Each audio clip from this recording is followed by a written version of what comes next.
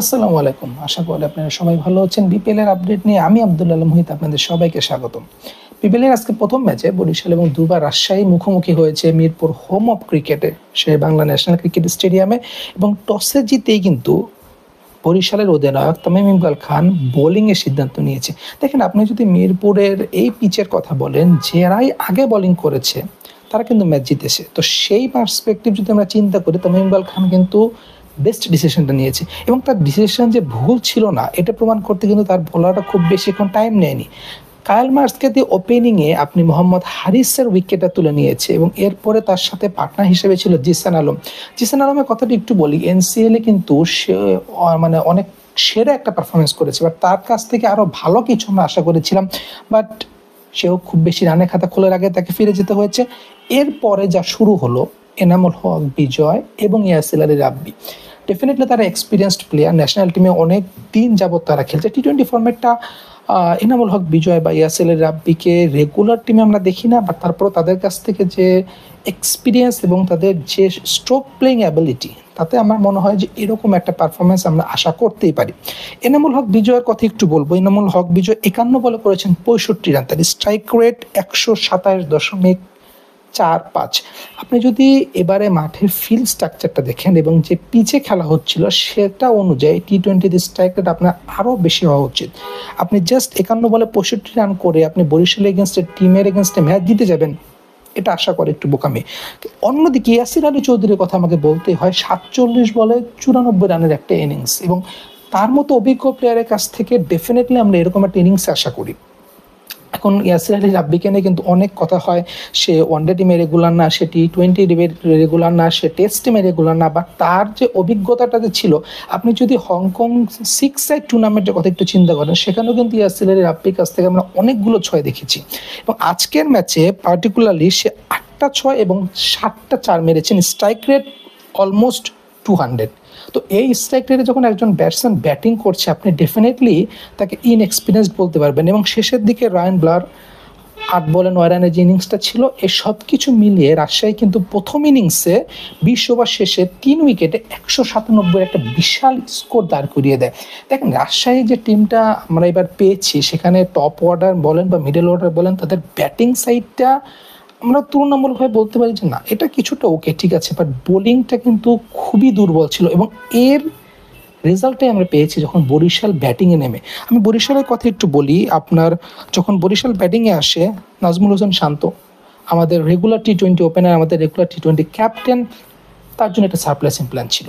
এখন এটা হয়তো টিম ম্যানেজমেন্টের কল বা এনামুল হক বিজয় যদি নিজেও এই ডিসিশনটা নিয়ে থাকে, আমার কাছে মনে হয় একটা ব্রিলিয়েন্ট ডিসিশন সে নিয়েছে। জিসান আলমকে দিয়ে সে ফার্স্ট ওভারটা বোলিং করেছে এবং ফার্স্ট ওভারেই কিন্তু নাজমুল হোসেন শান্তর উইকেটটা জিসান আলম তুলে নিয়েছে। তামিম ইকবাল খানের কথা বলতে হবে, সিনিয়র ব্যাটসম্যান, এবং সে ডেফিনেটলি চাচ্ছে যে বিপিএল দিয়ে সে এবার ফর্মে ফিরে আসতে, কিন্তু কেন যে সে বারবার ফেল হয়ে যাচ্ছে এই ব্যাপারটা নিয়ে তাকে ওয়ার্ক করতে হবে। আপনি তাসকিনের ইনকামিং ডেলিভারিতে ইনফিল্ডের সামনে কিন্তু আপনি ক্লিন এলবিডব্লিউ। তৌহিদ হৃদয় 23 বলে 32 রান, 140 স্ট্রাইক রেট, অলমোস্ট 140-এর কাছাকাছি, বাট তারপরেও এটা বলা যাবে না। কায়েল মার্কসের কাছ থেকে আরও ভালো কিছু আমরা আশা করেছিলাম, কিন্তু বরিশালে ব্যাটিং লাইন আপটা যদি আপনি দেখেন, সেখানে আপনি মিনি বাংলাদেশ যদি বলেন বা অন্যান্য যারা বিদেশি প্লেয়ার আছে, প্রত্যেকে কিন্তু অভিজ্ঞতার সাথে বহু বছর ধরে তাদের জাতীয় ন্যাশনাল টিমগুলো তাদের পারফর্ম করে আসছে। এখন কায়েল মার্কস ওয়েস্ট ইন্ডিজের ব্যাটসম্যান এবং এরপরে তাদের যে প্লেয়ারগুলো আছে, মুশফিকুর রহিম, মাহমুদুল্লাহ রিয়াদ, আমাদের রেগুলার ন্যাশনাল টিমের প্লেয়ার, কারেন্ট ন্যাশনাল টিমের প্লেয়ার, এবং তারপরে কিন্তু তাদের কাছে রয়েছে ফাহিম আশরাফ। ফাহিম আশরাফ কিন্তু পাকিস্তানের এখন রেগুলার একজন প্লেয়ার এবং যা হওয়ার ঠিক সেটাই হয়েছে। মাহমুদুল্লাহ রিয়াদ 26 বলে 56 এবং শেষের দিকে 21 বলে 54 রানের ইনিংসে বরিশাল কিন্তু এই লক্ষ্য 18 ওভার 1 বল, তার মানে প্রায় 11টা বল হাতে রেখেই 197 রানের যে লক্ষ্য ছিল তারা কিন্তু সেটা টপকে গেছে।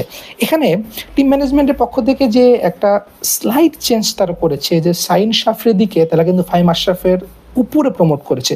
প্রমোট করাতে কি হয়েছে, সে যে 17 বলে 27 রানের একটা ক্যামিও ইনিংস খেলেছে, সে কিন্তু 3টা ছক্কা এবং 1টি 4 মেরেছে, এবং তাতে তার স্ট্রাইক রেট ছিল প্রায় 158। তো এইরকম একটা স্ট্রাইক রেটের প্লেয়ারকে যখন আপনি সবসময় কিন্তু চাবেন যে একটু উপরের দিকে ব্যাটিং করানোর জন্য, এবং শাহিন শাহ আফ্রিদি কিন্তু এটা আপনি বলতেই পারেন যে না, শাহিন শাহ আফ্রিদি একজন বলার, কিন্তু যখন সে ন্যাশনাল টিমে খেলছে বা বিভিন্ন লিগেও কিন্তু, স্পেশালি পিএসএল আপনি খেয়াল করে দেখবেন যে ব্যাটিং পিচ হলে বা একটু যদি সে ব্যাটটাকে ভালো রোটেট করতে পারে, তাকে কিন্তু সবসময় একটু ফ্রন্ট লাইনে খেলানোর ট্রাই করে, যাতে একটা ছোট ক্যামিও ইনিংস তারা খেলতে পারে।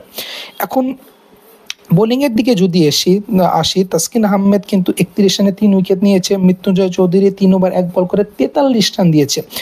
তো ওভারঅল যে পারফরমেন্সটা আমরা দেখলাম আজকের দিনে প্রথম ম্যাচে, সবচেয়ে ইন্টারেস্টিং যে ফ্যাক্টরটা, যে মিরপুরের এই পিচে কিন্তু রান হয়েছে। মিরপুরের এই পিচে সচরাচর কিন্তু আমরা দেখি 140 হবে এবং সেটাকে ডিফেন্ডও করা যাবে, তো এরকম একটা স্লোইশ পিচে কিন্তু আমরা খেলি। বাট আজকে 197 রান করার পর 198 লক্ষ্যে তারা চেস করতে নেমে 11 বল হাতে রেখে যদি ম্যাচ বের করে নিয়ে যায়, তার মানে এটা ডেফিনেটলি ইন্ডিকেট করতেছে যে পিচে ব্যাটিং সহায়ক ছিল।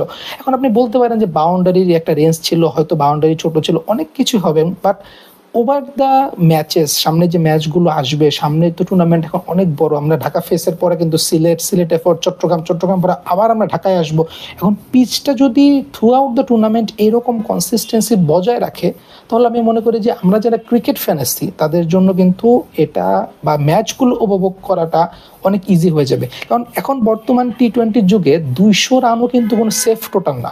আপনি আইপিএল এর কথা বলেন বা পিএসএল এর কথা বলেন বা আপনি যে কোনো বিবিএল এর কথা বলবেন, প্রত্যেকটাতে দেখবেন 200 রান হয় এবং 200 রান চেস হচ্ছে। তো সেখানে যদি আপনি 140 রান করেন এবং 140 রান আপনি ডিফেন্ডও করে ফেলেন, ডেফিনেটলি আপনাদের পিচ থেকে আপনাকে কিছু সহায়তা লাগবে। এবং মিরপুরের পিচে সবসময় কিন্তু আমরা দেখি যে লাইক একটু স্লোইজ দিকে হচ্ছে, 140 150 এই স্কোরিং রেটটাতে হচ্ছে, বাট আজকে কিন্তু ডিফারেন্ট কিছু ছিল।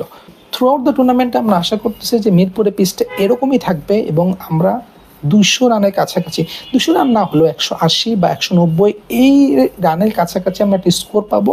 এবং তাতে হবে কি, এনসিএল এর যে টুর্নামেন্টটার থেকে আমরা এই মাত্র উঠে আসলাম, তো সেই টুর্নামেন্টে যে ব্যাটারগুলো আছে ব্যাটাররা কিন্তু ফর্ম ফিরে পাবে, এবং ফর্ম ফিরে পাওয়াটা এখন সবচেয়ে বেশি ইম্পর্টেন্ট। কারণ আপনি ডেফিনেটলি চাবেন যে টি-20 ম্যাচে রান হোক, কারণ সবাই রানটা দেখতে চায়। সবাই ভালো থাকবেন, সুস্থ থাকবেন। আসসালামু আলাইকুম।